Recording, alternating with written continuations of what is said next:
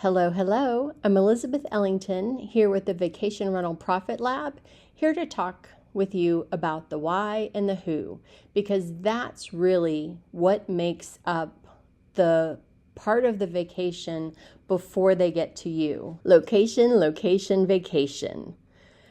I want you to get into the mindset of your particular guest. When I built my house in Fiji in the early 2000s, I was not a diver. I didn't intend to ever dive because I had sort of a casual acquaintance in high school who died while diving, and I thought I could make that mistake very easily. But I love to snorkel. But I figured because there were two dive shops in our very tiny little rural location right on the coast that most people would be divers. Well, I was wrong. It was people that really wanted to come to relax, be unplugged, to snorkel and spend time together.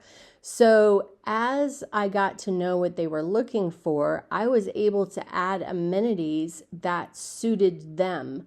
And one of them, I think I have a video about it, was I took $3,000 and turned it into a hanging bed, and it made in 9 years about $120,000 of profit. So you can't do that in very many other industries. So what I want you to do, we have an action item here, is to press pause and write down the reasons. Why do people travel to your area and what drew you in? Try to get at least 6 to 8 and bonus points if you get more. Their vacation is about them. I call it the business of hopes and dreams because, especially for Americans, we have a very hard time getting away. We have very limited vacation. We don't have good work-life balance. So cue them before they come that you're already thinking about and planning on making it about them. Ways you can go extra that are free or don't cost very much money. Hotels are starting to do a pillow menu, and you could do the same. You could have 2 firm and 2 soft for every adult sleeper. I don't think kids care all that much about it, but I have a 1-bedroom, and sometimes I get involved in staging right before people come. So I could very easily ask them, would you like firm or soft pillows or a mixture of both? And they would tell me for each person what they want, and then I can put that way and then put the extra ones in the closet. Another way you can do that is tell them the bed is made with 2 firm pillows for each person, or 2 firm and 2 soft, however you want to do that, and there are extras in the closet. Help yourself and let them switch it out. As long as you have a bed bug encasement and they're waterproof, pillows will last a long time. But that's one way that they can feel like, ooh, I'm special. I'm not just another booking to them.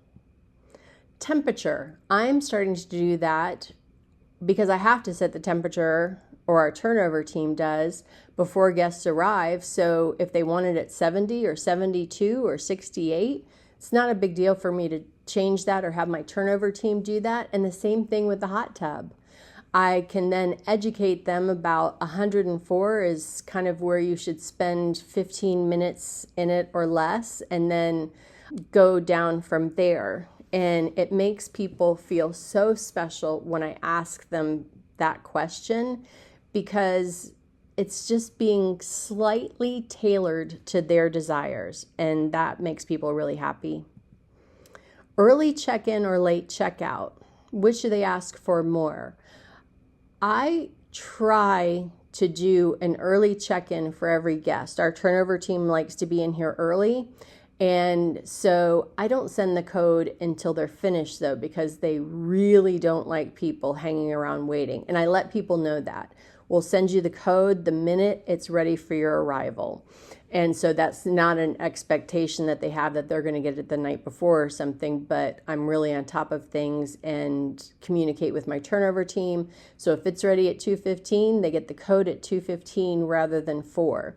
But my area is more early check-in than late checkout. My place in Fiji, flights from the US got in about 5:30 a.m. And I've done that, and I know how awful it feels to arrive and not have a place that's ready for you. So I did this thing where they could rent the night before for half off. So that was kind of a night where I felt like the house got to rest a little bit, and they were able to get in the minute they got through customs immigration and then the 2.5 hour drive up. And they could, if they were able to sleep on the plane, they could swim in the pool, they could snorkel, or if they wanted to sleep, they could sleep until about noon or 2, wake up, and then go to bed at a normal hour, and jet lag was over. And that meant a lot to them. Toys for them to enjoy the area. One big thing is beach chairs. People don't want to have to pack those in the car. There's no way they're taking them on an airplane. So if you're in a beach location, consider every year stopping into Home Goods, TJ Maxx, whatever you have, and buying up. Often they have Tommy Bahama beach chairs. And so let's say your max you sleep is 12. Well, then I would add 6 onto that, because I figure about half of them are going to get really rusty or worn out or something. So I would only put out the 12, but then I would keep the 6 back for if they get ripped or bent or just yucky. And that way they all match. You're not stuck with 12 that are nautical striped, and then you have to go out and get whatever you get, and it's this wild multicolor palm tree print. Outdoor space is the least expensive space to kit out. So really go big there. If you have a fire pit, and make sure it's acceptable with your insurance company and your local area, go ahead and add a s'mores kit. I love s'mores. I think they're just so much fun, and I haven't had one probably in years. But even if I was as an adult without children, I would love to make s'mores. And that is not going to cost very much per stay. And make sure you've got sticks for them to use too. Don't just put out the chocolate and the graham crackers and the marshmallows, and then they're sitting there not wanting to get their hands singed. The last thing is grocery delivery. Whether you're traveling by plane or by car, it's a pain to stop for groceries. And there are companies, if you're in a well-touristed area, that work for, that serve the vacation rental market. They know when check-in, check-out is, and they will buy the groceries, bring them to your house. You'll give them a code, and they will put the cold stuff in the fridge and freezer, and they will put the other stuff out on the counter, and people can walk in and start their vacation and not have to make a list and somebody runs off to the grocery store. So one thing I like to do, I have a coffee station, and it's got creamer, different types of sweeteners, and Dunkin' Donuts coffee. But I also get shortbread cookies from TJ Maxx. They come you get them in a box usually, and then they come individually wrapped. So I can put out a few depending on how long they're staying. And that's another thing that just makes them feel seen. And the last thing that I'm going to say on this one is I just started leaving 2 Klondike bars in the freezer. If they don't want them, that's fine, but they're individually wrapped, so it's safe. And I'm interested to hear the feedback if anybody mentions that. Upgrades are always fun. They can be paid by you in a tight market when bookings are slow, or you can simply have a menu of choices for them to arrange on their own. But basically what you've done is the legwork in vetting And, people may know that they're going to Miami, but they might not know the specific area. And so it just is a lot easier for you who's familiar with the area to say, oh, that one's close to the condo and that one would work, but they're way 45 minutes away. That's not going to work with us. So a private chef is one of them. You can certainly utilize their services before you recommend them, but in well-touristed areas, a lot of times they have lots of reviews. I recommend getting on a call with them, showing them your setup. If you don't hire them for a meal yourself, which I really highly recommend that you do, you can recommend them so much better if you've used them. But if not, get out your phone and walk them through your kitchen, where the dining room is, so they have a feel for what they're going to be walking into. A masseuse. Okay, the second year I owned my property in Fiji, there was a coup. It was a year after I opened, and it was shocking. The hotels, resorts, motels were closing, and I was determined I was going to stay booked and I was going to keep my staff employed. I had a staff of 4 part-time, but this made a significant impact on their family's budget. So it was really important to me. So I knew a great masseuse. I had used her services, and just by accident, I was talking to a general manager of a resort in her town, and he said he was looking for someone to manage the spa. And I said, oh my goodness, Abby would be fantastic. She has customer service down. She's an incredible masseuse. And so he hired her, and she got to design the whole area. And so she and I just have a really good bond, and I would get a massage every time I came up. But during the coup, I gave out free massages with weekly bookings, and we didn't have dynamic pricing back then, but I had my prices based on 2, 4, and 6 people. So I wasn't paying for 6 people to have a massage based on, a couple staying there.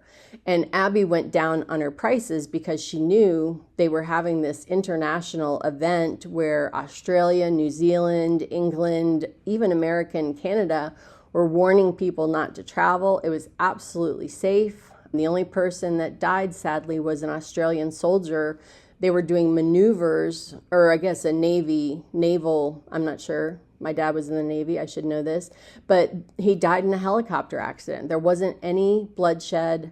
It was I call it a sweet coup, but having Abby in my back pocket was fabulous for that. And while I didn't make my high mark, I normally was at 85% occupancy.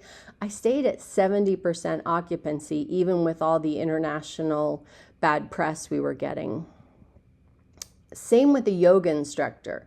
People who are into yoga or have been into yoga really like to do it in new places and experience different instructors and learn new moves. So you can check traveling yoga instructors and then do a Zoom or a FaceTime walkthrough of your place.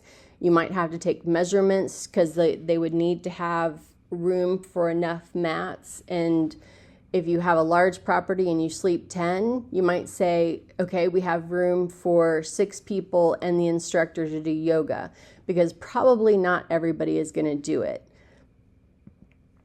Midweek or daily cleaning in Fiji, parts of Mexico, and other parts of the world, daily cleaning is a norm. But if you add midweek cleaning, just a linen refresh and kind of a light sweeping and wiping off the countertops, not a full clean that they would normally do. And this is something, again, that they can pay for or you can pay for. Bike and kayak rentals. I used to recommend that people in the right areas would do bike rentals, but I am not for that now, because I've learned how much upkeep comes with bike rentals. So you want to work with a company that's going to be checking tires, checking chains, and making sure that they're in good order. They'll usually deliver them and then pick them up, so you don't really have to do anything. In Fiji, nobody rode bikes because everything was gravel, but we had kayak rentals. And so I gave them the prices at the two different resorts, and at times had them delivered and picked up at the end, but that was a little trickier with the tide and making sure that they were well up on the property. And beach rentals again, surfboards, canopies, umbrellas, chairs. And if you can have things like coolers and a beach wagon, that would be wonderful if people can walk to the beach from where you are. But then have other people have beach rental companies service their other needs. And then baby rentals. Baby equipment can take up a lot of space, and you can put yourself out there a little bit if something goes wrong, if there's a recall and you don't catch that. So I do like baby rental companies, and just providing the parents with that information is really a big deal for them. Now, the action item. Pause this, unless you're walking or driving or something, and then write down the possibilities that you can research from this list, or maybe it's sparked other ideas that are maybe more, like fishing rods or something. I mean, there's so much that applies to this. So start writing down, and you can keep this list and add to it, and then we'll move on. But go ahead and pause now and do this. We're almost at the end. We're going to look at 3 competitors. So go into Airbnb or Vrbo. That's how a lot of people search. Older people usually go for Vrbo. Younger people usually go for Airbnb. But make sure it's a platform that you're on. Put in your area and the number of guests that you usually have. Maybe a little bit more than that. Like, let's say you sleep 10, but usually 8 people come. So go ahead and put 10. And then this is important. Don't put any dates in. Then look at the first page. What comes up? Now, you're likely to see 2 things. The first, there's an artificial boost the first 30 days with Airbnb. So you may have some newbies that don't have any reviews in there. Just for the purposes of this, just ignore those, because those will change. But look at the ones that have longevity, that have many reviews, and are either a guest favorite or a super host or both. And you're going to get some experience out there. Then do a deep dive, find 3 that you would stay at, and then do a deep dive and find out what amenities they have. Is there something kind of inexpensive like a hammock, and you don't even need 2 trees anymore? You can get a metal stand. You can get a hammock. So do a deep dive with those 3 properties that you would stay in, and then your homework is to research items on your list. And I am super excited to hear feedback from you. Thank you.